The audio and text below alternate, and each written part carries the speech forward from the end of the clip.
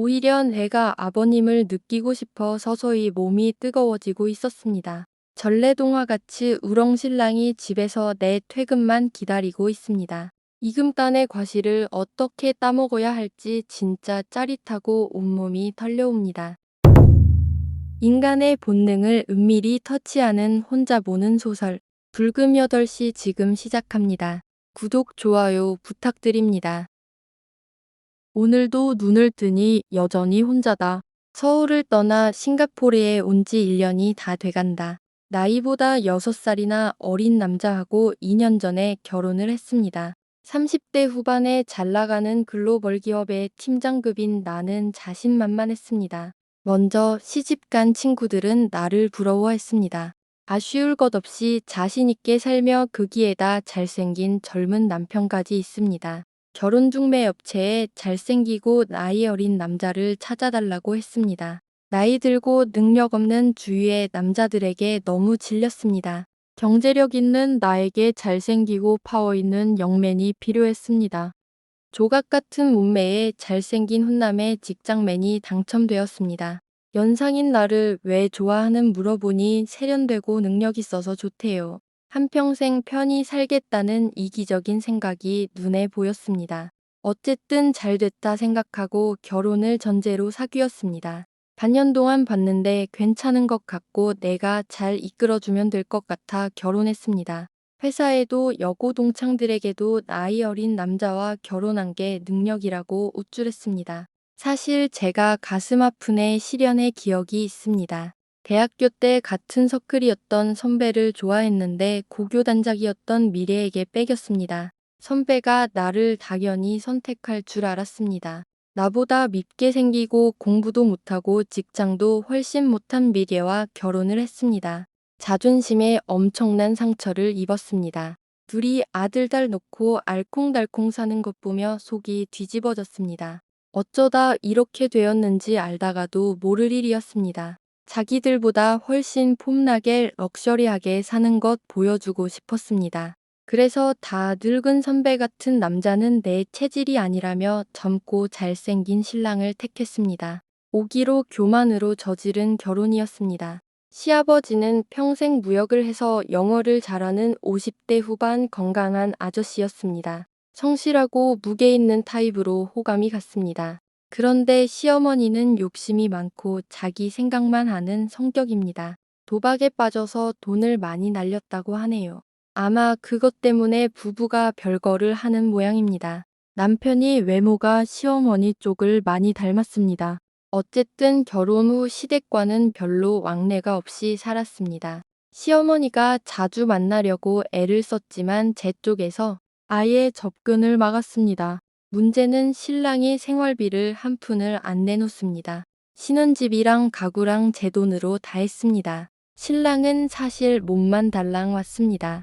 결혼 후 반년이 지나자 부부관계도 시들해지기 시작했습니다. 처음에는 매일 하루도 안 빼고 사랑을 해주었습니다. 정말 신나고 자랑스러운 시간들이었습니다.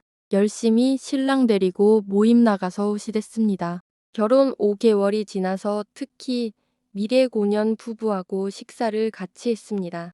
정말 고소하고 뿌듯할 줄 알았는데 왠지 서글펐습니다. 뭔가 아무리 봐도 우리 부부가 그들보다 어색했습니다. 남편은 아무리 봐도 어린애 같았도 그 선배는 원숙했습니다. 그들 부부는 자연스럽고 다정했습니다. 집에 돌아오는 길에 내 행동이 우스꽝스럽고 창피하다는 생각이 들었습니다. 어서 잊어버리려고 남편에 대해 좋게 생각하고 행복하게 살려고 노력했습니다. 그런데 어느 날 남편 폰에서 어떤 충격적인 메시지를 받습니다. 분노로 치솟는 가슴을 억누르고 조용히 뒷조사를 해보았습니다. 남편이 바람을 여러 군데서 피우고 있었습니다. 내 바보 같은 선택에 가슴을 치고 싶었습니다. 잘난 체 하려고 질투에 눈이 멀어 참으로 잘못된 선택을 하고 말았습니다. 그래도 내 선택이니까 책임을 져야지 하고 남편을 불러놓고 이야기를 했습니다. 남편은 미안하다고 사과하고 다시는 그러지 않겠다고 합니다. 하지만 말뿐이고 여전히 바람을 피고 다녔습니다. 남편이 12시가 넘어서 옷에 향수 냄새를 풍기면서 들어온 불금이었습니다. 내가 너무 화가 나서 심하게 막말을 했습니다. 너 도대체 나하고 결혼했니? 네가 벌어들이는 돈하고 결혼했니? 그냥 회사는 장난으로 다니고 어린 기집애들하고 놀러 다니는 재미로 살지. 이 못된 놈아, 사실대로 말해봐. 그랬더니 드디어 본색을 드러냅니다. 아, 진짜 시끄러워서 못 살겠네, 아줌마. 사실이라면 어쩔 건데. 그런 아줌마는 내가 좋아서 결혼한 거 아니잖아. 친구들한테 말잘드는 장난감 하나 있다고 자랑하려고 결혼한 거잖아. 나도 다 눈치가 있어. 그 말 들으니 하늘이 노랗게 변했습니다. 절망이 가슴속을 싸늘하게 채워왔습니다. 그만 대화를 중단하고 방으로 들어가서 문 잠그고 실컷 울었습니다. 내 오만의 대가는 너무 컸습니다. 남자는 역시 아이가 좀 있고 책임감 있고 중후한 타입이 좋습니다. 내가 그 선배한테 잘난 체하다 차이고 나서 그 충격에 잘못된 선택을 했습니다. 체격이 야담한 나는 그 품에 폭 안길 수 있는 중후한 타입을 좋아하는데 어쩌다 이런 내 성격에 맞지도 않는 어린애 같은 남자를 택했는지 남편이 젊은 애들하고 놀아나는 것 보고 싶지 않고 둘이 잘 못 사는 건 남한테 보이는 게 정말 자존심 상했습니다. 이걸 어떻게 하나 하고 벙어리 냉가슴을 안고 있었습니다. 남편으로 그 뒤로 각방 쓰고 쳐다보지도 않았습니다. 싹싹 빌 줄 알았는데 의외로 남편이 아무 반응이 없습니다. 하루는 시아버지가 저에게 잘 있냐고 전화가 왔습니다. 자상하고 중후한 분위기가 생각나서 저녁을 먹자고 제안했습니다. 이야기가 좀 통할 것 같은 느낌이 들었습니다. 저녁을 먹고 나서 조용히 본론을 꺼냈습니다. 아버님이라 부르기도 싫어서 아저씨 대하듯이 그냥 말했습니다. 아들 바람 피우는 거 잘하시죠? 그래, 정말 미안하구나. 나도 그러면 안 된다고 몇 번 말했는데 참 뜻대로 안 되는구나. 혹시나 하고 기대를 했는데 역시나였습니다.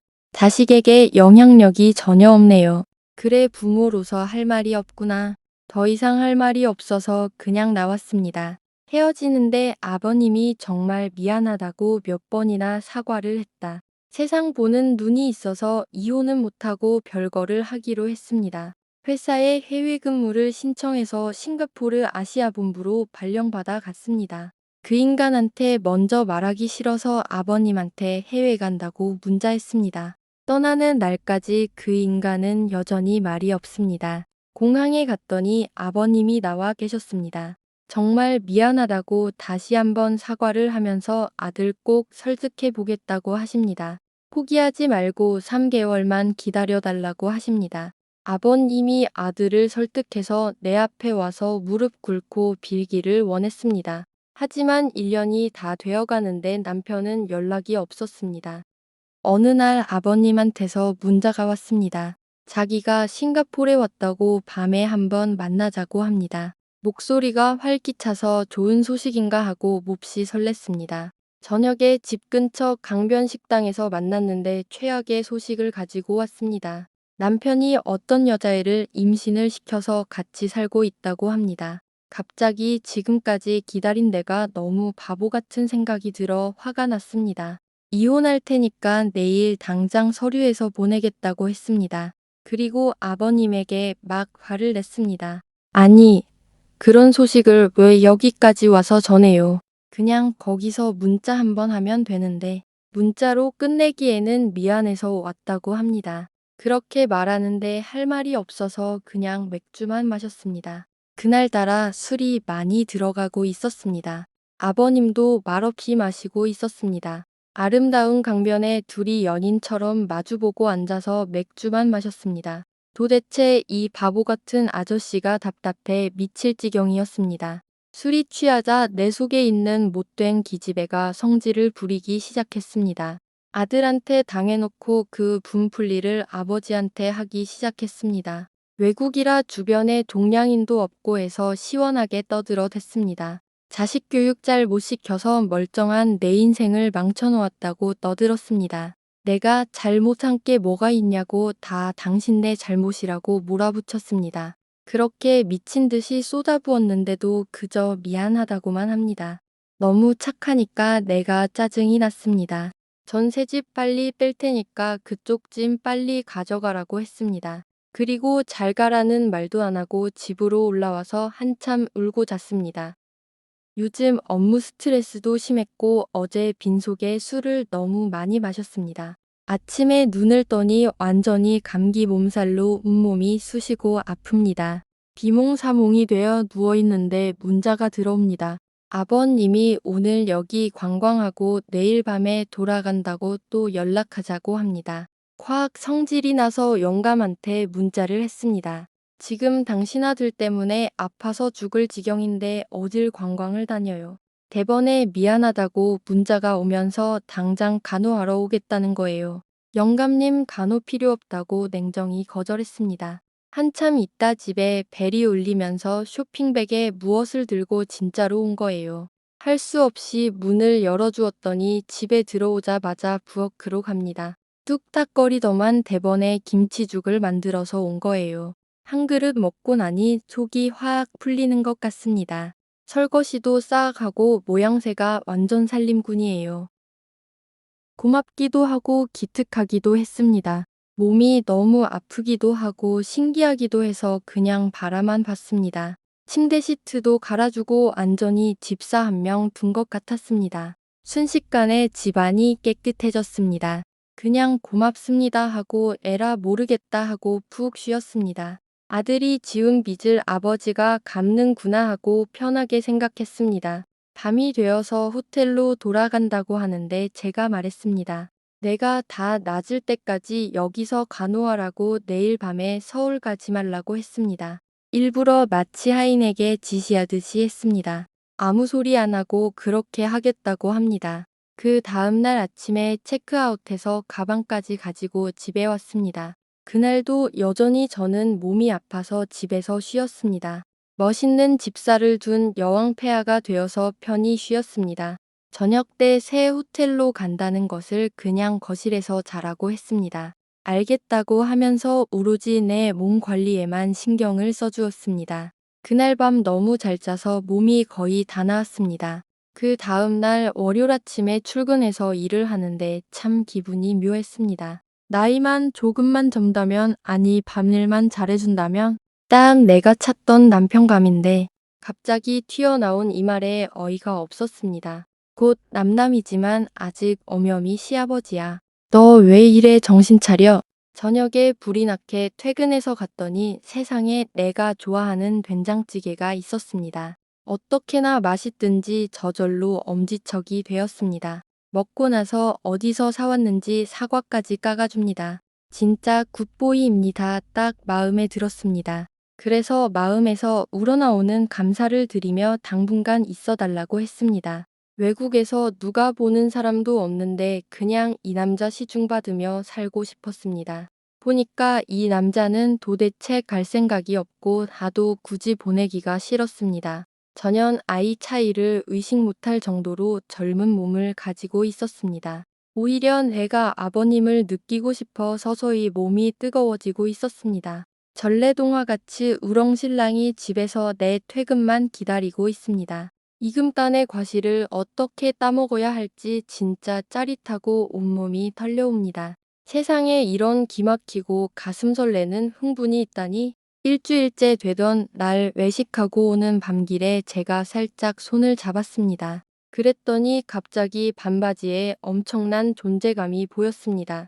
내가 피하지도 않고 정면으로 보면서 일타를 날렸습니다. 어머 얘 좀 봐 예의가 없어. 이제 막 노골적으로 드러내고 있네. 그가 얼굴이 벌개지며 고개를 푹 숙이며 손을 빼려고 합니다. 손 빼지만 안 돼. 나 따라오세요. 집에 가서 좀 혼나야겠네요. 그러고 손을 꼭 잡고 집에 올라와서 소파 옆에 앉아놓고 신문을 했습니다. 뭐 때문에 일부러 여기 와서 그 소식을 전했나요? 그리고 여기에서 왜 집사처럼 내노예처럼 나에게 충성을 바쳤나요? 분명히 나에게 엉큼한 마음이 있죠? 아니야. 그런 마음은 없었다. 그냥 순수하게 너를 돌봐주고 싶었다. 그래요. 그럼 그동안 감사합니다. 아버님, 이제 다 나았으니 내 집에서 나가주세요. 그러면서 어서 지금 짐 싸서 나가라고 등을 떠밀었다. 마지못해 짐을 싸서 나가는데 내가 속으로 큰일 났다 싶었습니다. 마지막으로 문을 열고 나가는데도 바지 앞의 존재감은 여전했습니다. 몸은 진실한데 입은 여전히 진실하지 못하네요. 자신의 몸에 솔직할 수 없나요? 그가 가방을 툭 내려놓으며 소리쳤습니다. 미안해, 사실 무지무지하게 너에게 흑심이 있어. 내가 그 품으로 달려들며 격렬히 그의 입술을 접수했습니다. 그리고 그 귀에 축축히 속삭였습니다. 바보 아버님, 나는 더욱더 당신에게 흑심이 있어. 그리고 우리 둘은 서로를 완전히 무장해제 시켜버렸습니다. 이국이 주는 해방감에서 우리는 완전히 대담하고 스스럼 없이 한 몸이 되었습니다. 에덴 동산의 아담과 이브가 되어 서로의 열정을 달래고 달랬습니다. 창문 밖으로 보이는 열대의 야경이 우리를 더욱 자극시켰습니다. 그렇게 시작이 되었고 그냥 그와 같이 외국에서 살았습니다. 벌써 2년이 되었네요. 한국에 돌아갈 생각은 아직 없습니다. 오늘도 빨리 퇴근하려고 합니다. 집사가 해주는 김치찌개 맛이 일품입니다. 매번 이 순간에 받아들이며 살면 되는 것 같아요. 그게 행복이다. 하하하. 혼자 보는 세상 오늘 여기까지입니다. 사랑하는 구독자 여러분, 무더운 날씨에 건강관리 잘 하십시오. 주말을 행복하고 편안하게 보내십시오. 다음 주 불금 8시에 더 은밀한 이야기로 찾아뵐게요.